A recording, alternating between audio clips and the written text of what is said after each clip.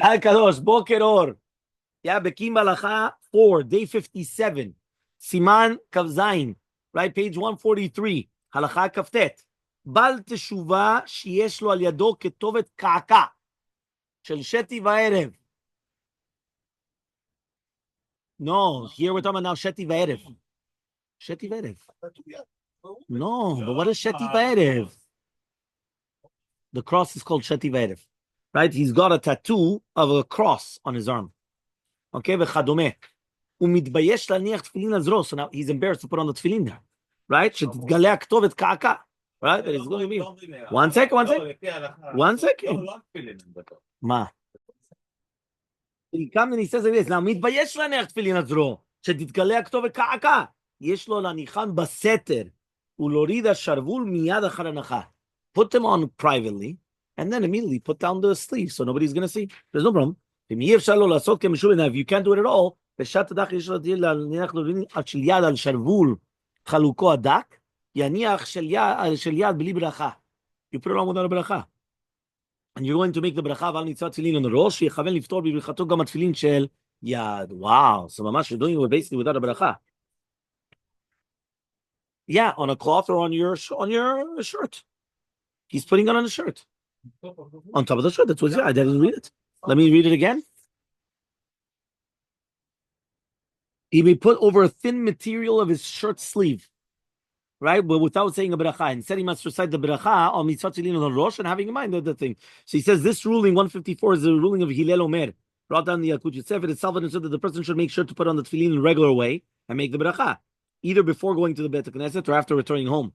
Meaning that doesn't mean that he's not going to still put it on. It means that when he goes home, he still has to do it. It's just that when he's in the Beit Knesset and he's embarrassed to show everybody his thing, again, now why can't he just get it off?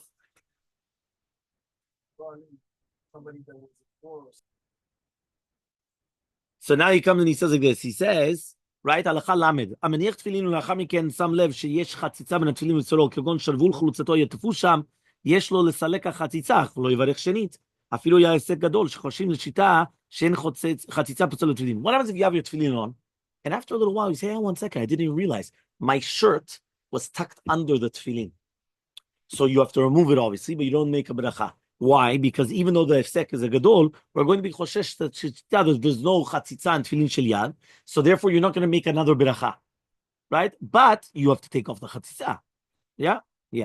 Number lamed aleph. Mutar min adin la'anech tefillin bli lisalek et hasha'on lalido. You don't have to take off your watch. Shendin chatzitza lachar shekarach shevet krichuzo. There's basically once you already did the 7 times around, there's no din of chatzitza. Now, if you're going to be machmir, it's midat chasidut. Now, when you have a necessity, right? Koldu and lachmir bezeklal. You don't need to be machmir at all. You're afraid of this, that, they might steal your watch, whatever. You could be mekel, right? Without any problem whatsoever. But if you didn't take them off before anachat tefillin shel yad, and you want to be machmir to take it off, don't take it off before the tefillin shel rosh, because then it could be a hefsek.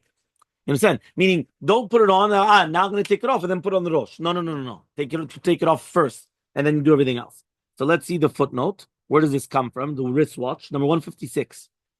Right? He says like this. The Gemara teaches us that if someone wears tefillin on top of the sleeve, he's guilty of following the ways of the heretics.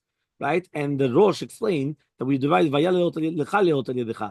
means that the tefillin must be placed directly on the arm without any interruption. The Rashba qualified this, explaining that this situation chatzitza applies only to the bite, but not to the straps. Nonetheless, he said that still don't do it by the straps as well. The Ramab ruled leniently that there's no issue with chatzitza regarding the straps. The Taz complained that he should not have ruled leniently, right? Since the Rashba instructed us not to follow his leniency. Like Avram resolved this, explaining that although the Rashba would not permit winding the strap on tops of one's sleeves, he would permit winding on a small section of the strap.